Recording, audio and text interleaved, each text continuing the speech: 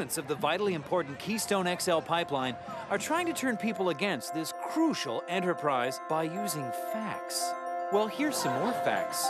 Justin Trudeau smoked pot. He likes communists.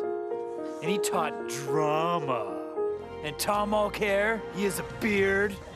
The Keystone XL pipeline, it's good for Canadians. A message from the Government of Canada.